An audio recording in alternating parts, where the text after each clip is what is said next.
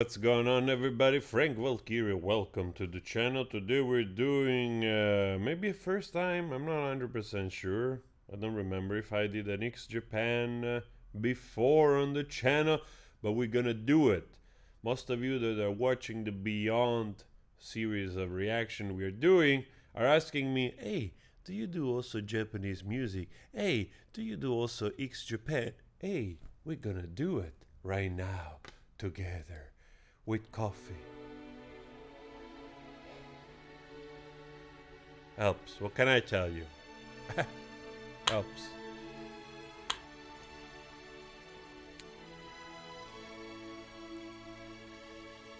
Thank you, translation by K.E. Har.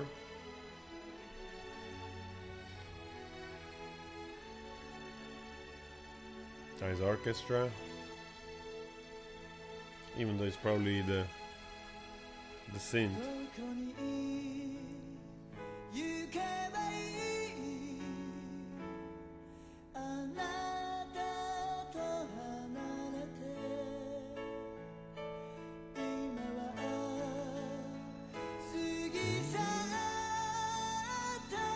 Hey.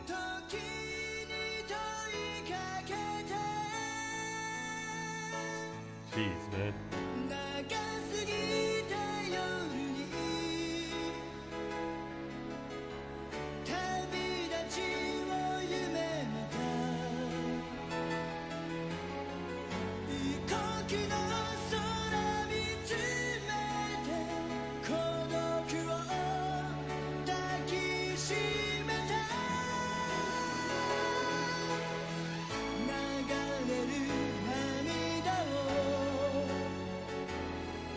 Wow, they go straight from the beginning.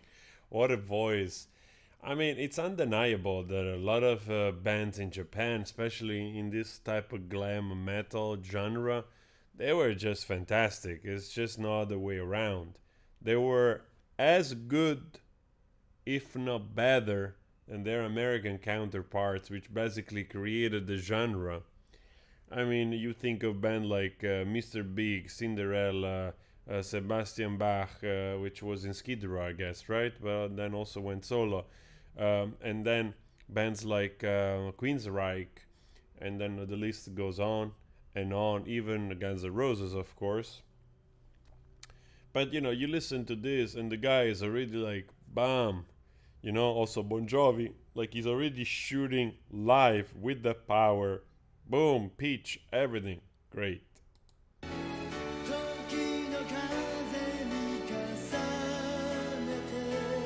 Absolutely great quality.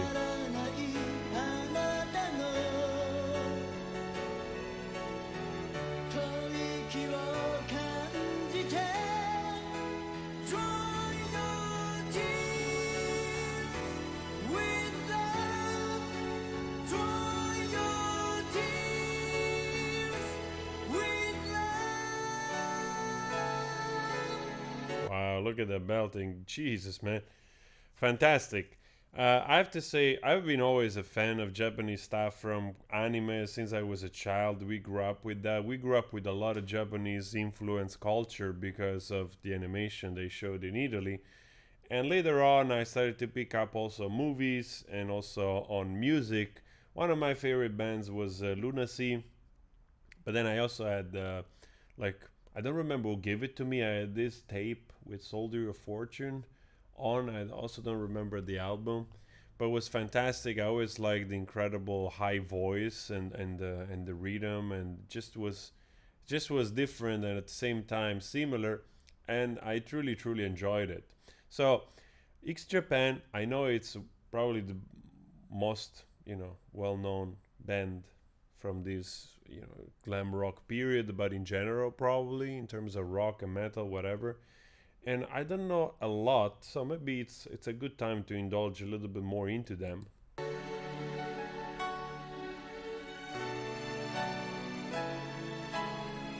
course, Koji Tamaki from Mazenki Tai is one of my favorites.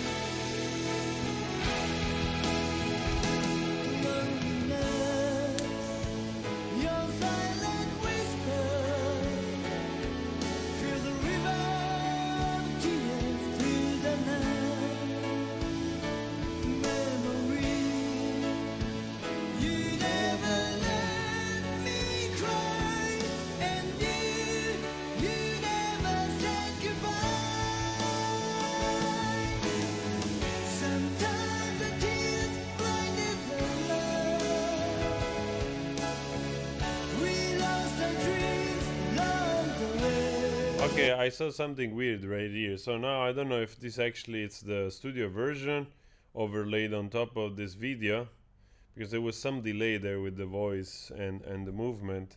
So I'm not sure, but could be just the video. So guys, let me know if actually this is the live performance, because if it is, all of them, whoo.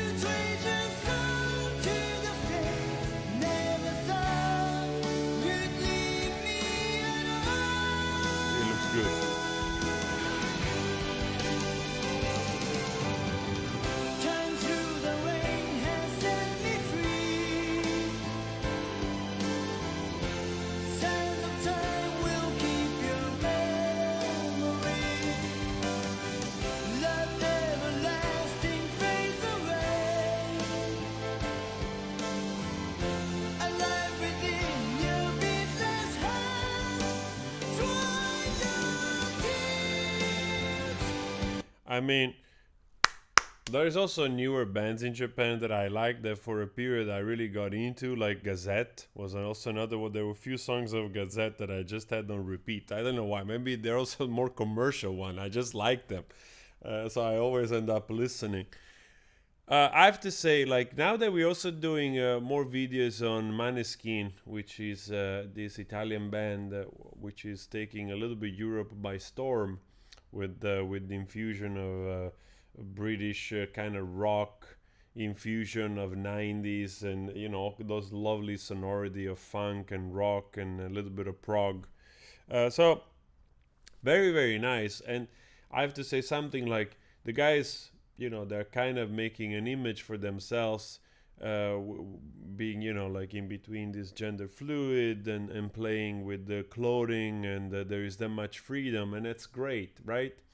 It's also sort of like well in tune with the newer generation, with the newer fans, which I think they feel more represented in this way, and that's great. That's absolutely great. But then again, you realize that in a way, it's also that nothing new. You know, you can go all the way back to David Bowie, and probably is one of the first doing that. But there are many examples, and you also see, like, I think Japanese band, especially from the period of Visual Kei, where they all look like fantastic, androgynous, and all kinds of character from RPG games or Final Fantasy. I love that period. It's just absolutely great.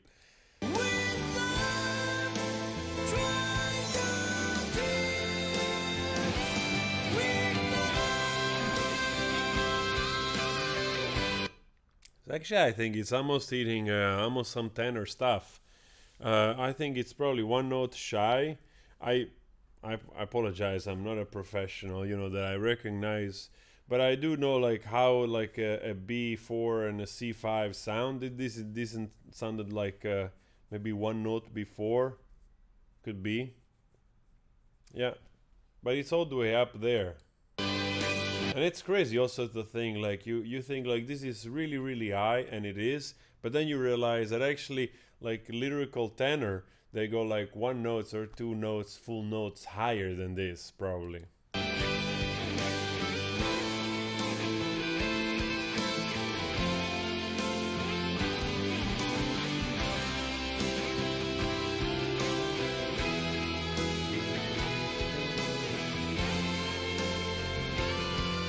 Look at the masterpiece of hair. Look at that. Huh? Just the patience that goes into do that. Whoever did that. Huh? You go on stage with those hair, with those earrings.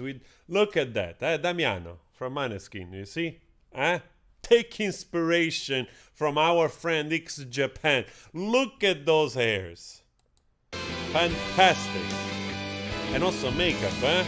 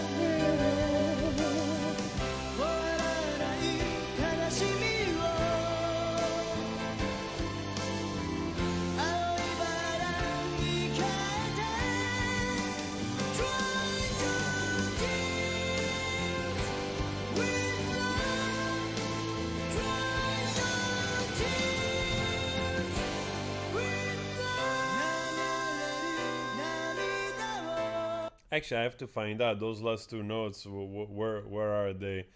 Not deal with love. Of course, the octave higher. I'm sure there's a good musician between you that knows already, so I read it in the comment.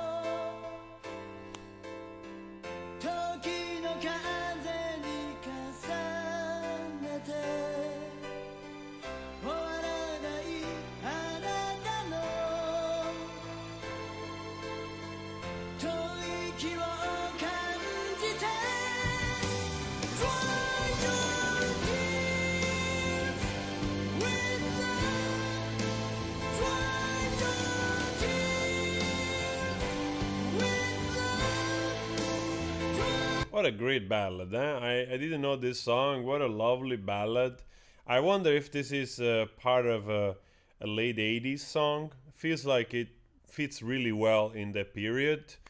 If it's early 90s, it seems like dragging in the new generation of music, like being sort of late in a way. But could be early 90s, like I don't imagine this song. It's like 93, 94, 95. Feels a little bit too late with the sound. I mean, the performance can be, but like the recording, the original recording, this feels like should be like between like 85, 84, and 89 or something, 91 at the most.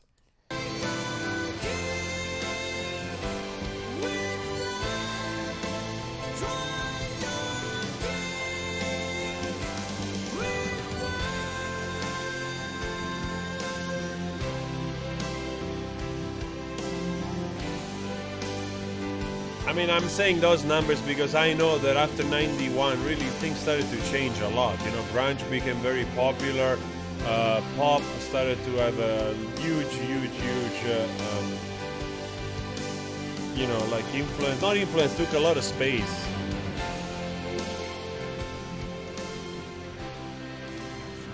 I think Guns N' Roses in 91 came out with Use Your Illusion. Use Your Illusion? I always forget the name. Like the two albums where you have the most popular songs, like November Rain. So, but then later on in the 90s, things started to change, with grunge and pop and also R&B. There was much more R&B coming and taking like MTV by storm. All of those more rockish stuff started to disappear completely, like in the mainstream. If you could have told me what was on your mind, I would have shown you.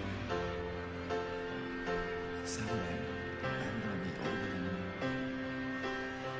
I've never thought beyond that time. I've never imagined the pictures of that life. Well, someday I'm gonna be older than you. That if it's what it is that I understand that it is, I don't even know what I just said. I'm trying to say that if it's correct what I think I believe to understand, that means that this woman has passed away and one day is going to be older than her when she passed. God damn it, that's a freaking sad song. For now, I will try to live for you. And for you. Leave, keep going forever, don't give up. Cherish your life and embrace your future. Take the experience, take the love, and build the best life for yourself. Oh yeah.